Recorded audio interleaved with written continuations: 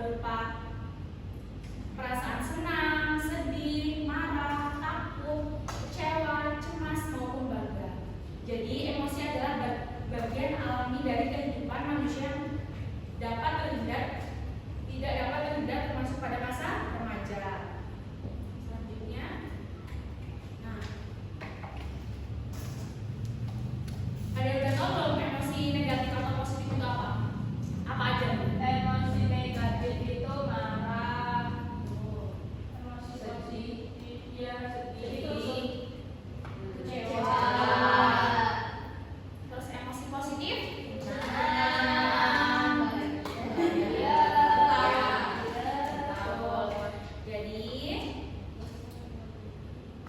Emosi negatif meliputi perasaan marah, sedih, kecewa, takut, cemas, dan iri. Jadi emosi ini wajar dialami, namun jika tidak dikelola dengan baik, dapat menyebabkan perilaku negatif seperti mudah tersinggung, konflik dengan teman, atau menarik diri dari lingkungan. Selanjutnya, emosi positif. Jadi emosi positif perasaan yang menimbulkan kenyamanan dan kebahagiaan, seperti senang, bahagia, bangga, bersyukur, dan percaya diri. Jadi, emosi ini dapat meningkatkan semangat belajar, motivasi, dan hubungan sosial yang baik. Ada satu lagi, ada yang tahu emosi labil? Tahu. Jadi emosi labil itu apa? Yang nggak menentu. Betul. Jadi emosi labil itu nggak menentu ayat moodnya yang berubah. Jadi misalnya hari ini perasaannya senang, tapi tiba-tiba jadi sedih. Oke, sebelumnya itu ada video.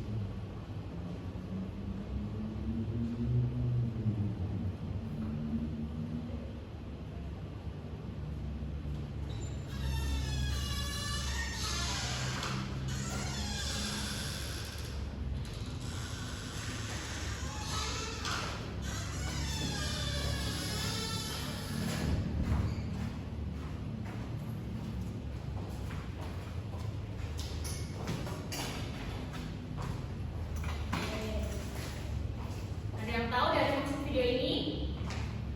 Saya Bu. Jadi kita harus pintar mengendalikan emosi kita sendiri Bu. Karena kalau kita nggak bisa mengendalikan kita bakalan jadi hal yang itu harus ya. Jadi dari video ini kita ada seorang anak kecil, dia tuh kalau emosinya tinggi itu dia akan berubah jadi beruang merah. Jadi gimana caranya dia tuh mengendalikan emosinya agar dia nggak berubah dan tetap jadi manusia asli. Dia mengendalikan sikapnya dia.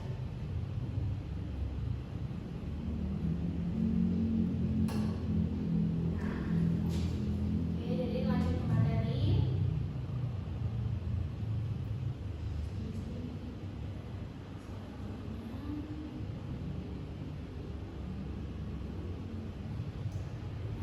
Faktor penyebab emosi tidak terkelola dengan baik. Jadi yang pertama itu tekanan akademik seperti tugas menumpuk dan tuntutan prestasi. Jadi seperti tugas menumpuk itu yang nggak dikerjain kayak deadline atau menunda-nunda deadline seperti itu. Yang kedua itu ada masalah keluarga seperti kurangnya perhatian atau konflik di rumah. Jadi maksudnya ini suasana yang tidak nyaman di rumah itu bisa mempengaruhi perasaan sehingga kita tuh emosinya tuh lebih sensitif. Yang ketiga itu ada pengaruh lingkungan dan hubungan dari pergaulan teman-teman sebaya itu seperti apa? Ada yang tahu?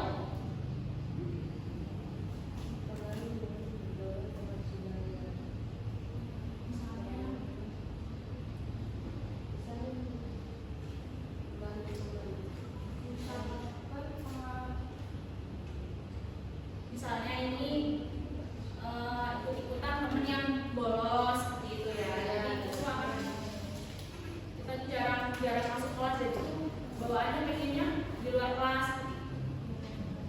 Yang keempat, kurangnya keterampilan dalam mengenali dan mengekspresikan emosi.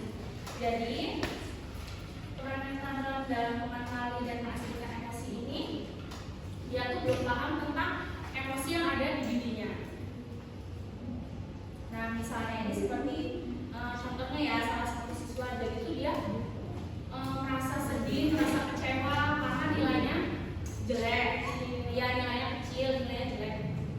Tapi dia tuh nggak merasa sama ekspresi emosi dia itu. Jadi dia tuh marah ke temennya karena nilainya dia lebih gede dari temennya. Jadi dia tuh nggak bisa mengendalikan ekspresi emosinya.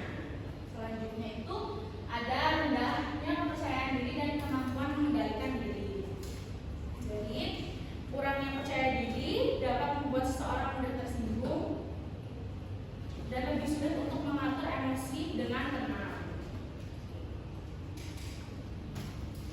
Selanjutnya dari faktor-faktor yang disebutkan, faktor mana yang sering mempengaruhi emosi kalian?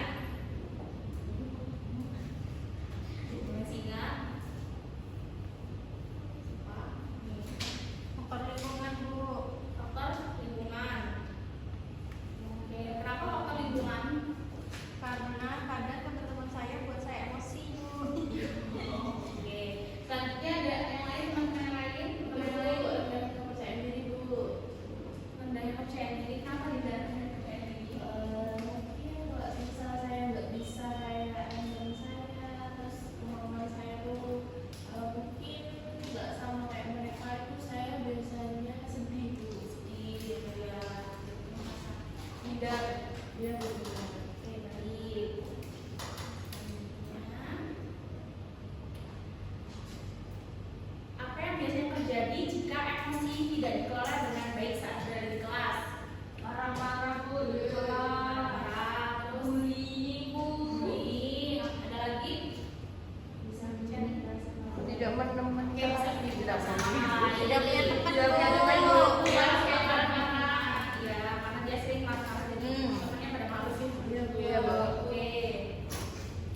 Jadi dampak emosi yang tidak terkelola dengan baik itu, yang pertama, menurunnya konsentrasi dan motivasi belajar.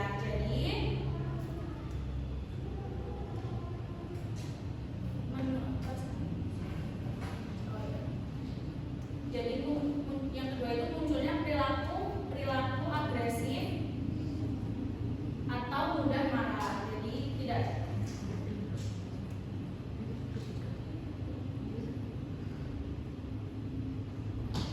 Yang ketiga itu konflik dengan teman, guru maupun di lingkungan sekitar. Yang keempat, menurunnya rasa percaya diri dan kesejahteraan psikologis. Yang kelima, prestasi belajar yang tidak optimal. Selanjutnya, jadi saat kalian merasa marah atau cemas, apa yang biasanya kalian lakukan? Misalnya kalian merasakan cemas atau marah, biasanya kalian tuh melakukan apa? Menenangkan diri, Bu. Menenangkan diri. Betul, menenangkan diri. Selanjutnya ada lagi Melakukan refleksi diri. ya, melakukan refleksi diri. Kalau misalnya marah, tarik nafas, Bu. Oke, tarik nafas. Tapi jangan dalam-dalam, Bu. Iya. Itu benar, Bu. Oke, jadi itu. Jadi cara mengelola emosi dengan baik itu yang pertama, mengenali emosi yang dirasakan. Jadi yang kedua itu mengendalikan reaksi emosi. Selanjutnya yang ketiga, berpikir positif dan rasional. Yang keempat, menyalurkan emosi secara tepat.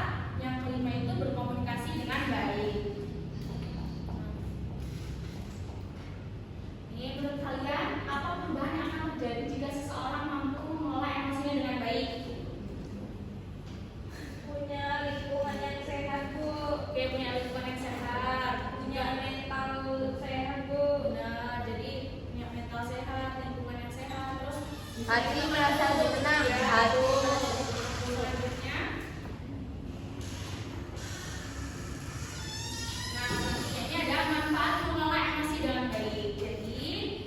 pertama itu ada memiliki hubungan sosial yang lebih harmonis, meningkatkan kepercayaan diri dan pengendalian diri, mampu menghadapi masalah dan tekanan lebih tenang.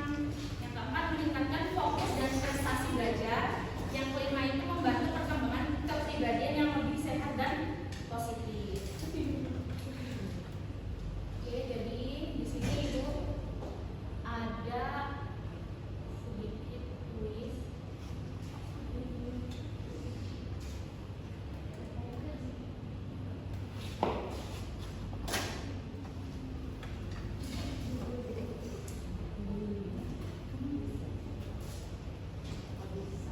Kuis apa tuh, Bu?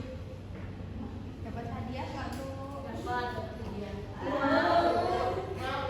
Mau Nanti yang ini yang ini apa? Nilainya paling tinggi. Iya, nilai paling Aduh. Iya, saya tidak Bu, nggak bisa. Iya, Iya, Bu. Aku nggak ada makan lagi, Bu. HP saya mati, Bu. Yaudah, saya makan aja Bu. namanya. Di itu ada belum aja.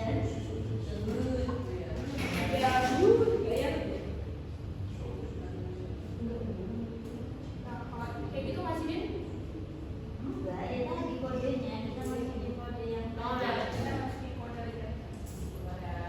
Sabar sih, jangan depan dua, tiga,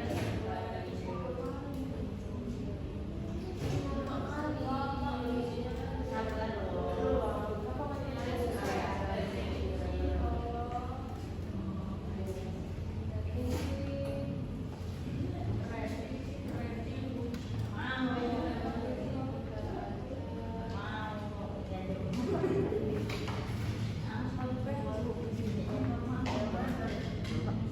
Sabar, Kak. Jernih juga ya. Oke, ini baru satu. Belum? Belum, sabar sih. Wih, ini. Apa sih? Buat tulis aja. Ini apa sih? Kan yang punya nggak apa-apa. Bisa.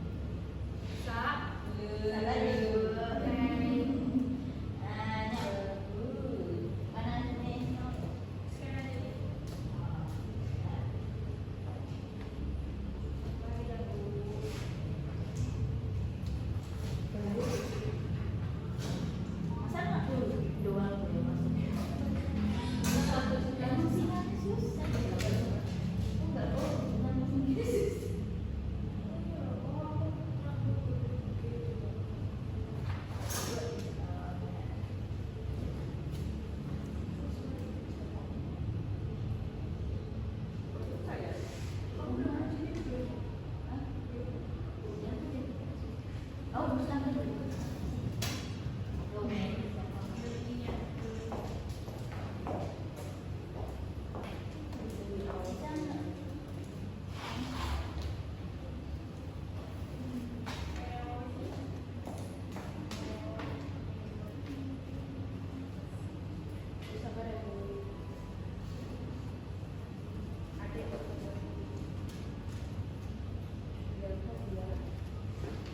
Nanti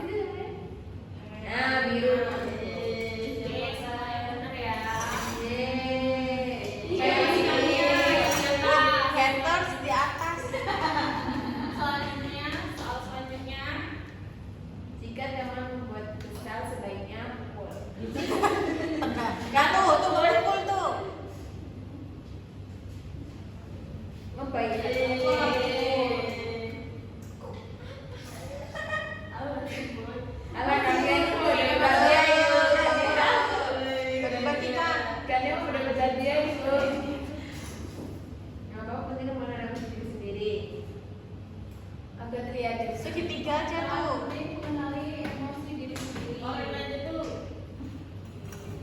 Yang biru. Ya, siapa nih? Siapa? Wih,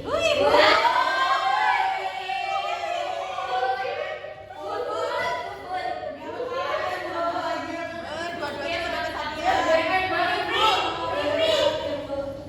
Salah satu dampak positif mampu mengelola emosi adalah Yang merah.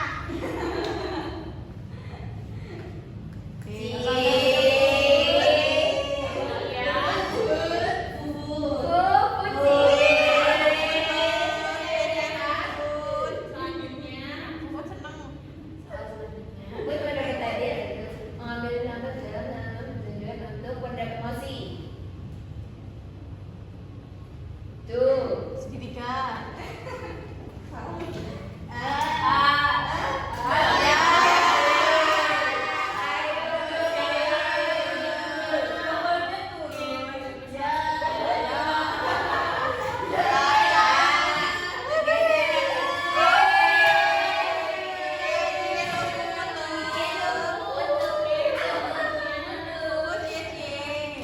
Mary gak naik Secara sehat berarti ya yang yang muda. bener ya kayaknya yang itu.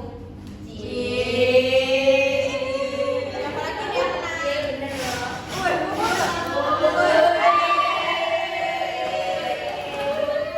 Pupus Jaya. terakhir ya. Salah satu jaga emosi tetap adalah Ketupat. Ih, siapa tuh? kita lihat si yang Satu. dua puput ya. Woi, podium put. Put. Put naik podium put.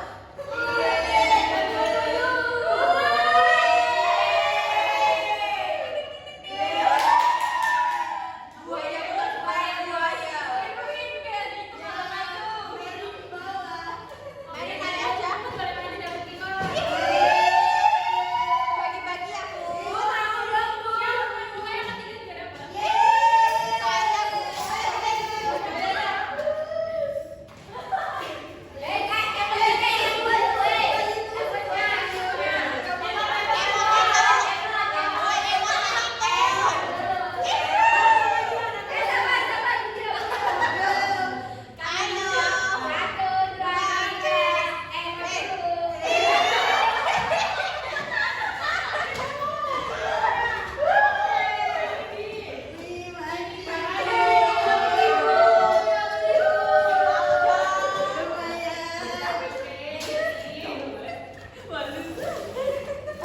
Jadi oke ya. Jadi kesimpulannya, mengelola emosi dengan baik merupakan keterampilan yang perlu dimiliki oleh peserta didik di SMA.